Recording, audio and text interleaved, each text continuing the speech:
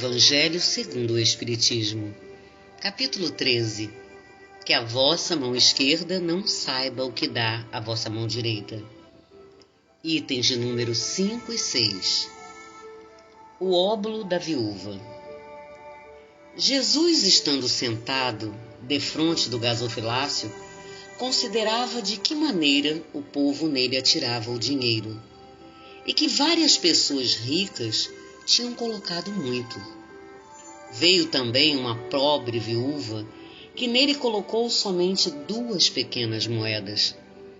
Então Jesus, tendo chamado seus discípulos, disse-lhes: Eu vos digo em verdade, esta pobre viúva deu mais do que todos aqueles que colocaram no gasofilácio, porque todos os outros deram de sua abundância, mas esta deu de sua indigência tudo o mesmo que tinha e tudo que lhe restava para viver.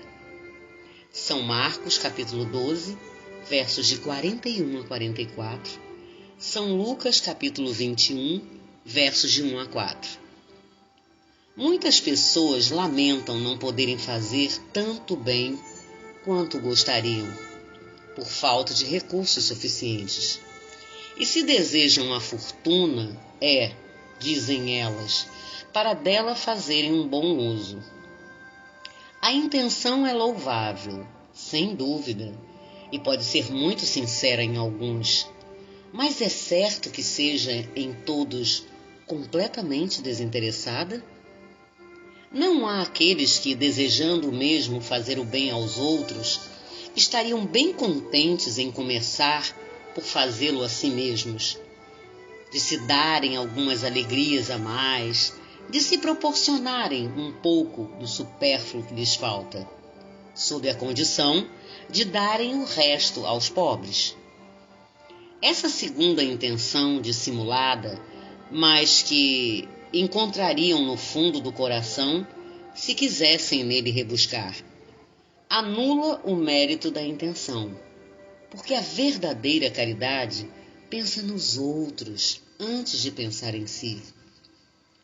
O sublime da caridade, nesse caso, seria procurar no próprio trabalho, pelo emprego de suas forças, de sua inteligência, de seus talentos, os recursos que faltam para realizar suas intenções generosas. Aí estaria o sacrifício mais agradável ao Senhor. Infelizmente, a maioria sonha com meios mais fáceis de se enriquecer de repente e sem trabalho, correndo atrás de quimeras, como descobertas de tesouros, uma chance incerta favorável, a recuperação de heranças inesperadas, etc. Que dizer daqueles que esperam encontrar, para os secundar nas pesquisas dessa natureza, auxiliares entre os espíritos? Seguramente, eles não conhecem nem compreendem o objetivo sagrado do Espiritismo, e ainda menos a missão dos espíritos, aos quais Deus permite se comunicarem com os homens. Também nisso são punidos pelas decepções. O Livro dos Médiuns, número 294 e 295. Aqueles cuja intenção é pura de toda ideia pessoal devem se consolar de sua impossibilidade em fazer tanto bem quanto gostariam, pelo pensamento de que o óbolo do pobre, que dá se privando, pesa mais na balança de Deus do que o ouro do rico, que dá sem se privar de nada. A satisfação seria grande, sem dúvida, em poder largamente socorrer a indigência, mas se ela é negada, é preciso se submeter e se limitar a fazer o que se pode. Aliás, não é apenas com o ouro que se podem secar as lágrimas, e é preciso ficar inativo por não possuí-lo?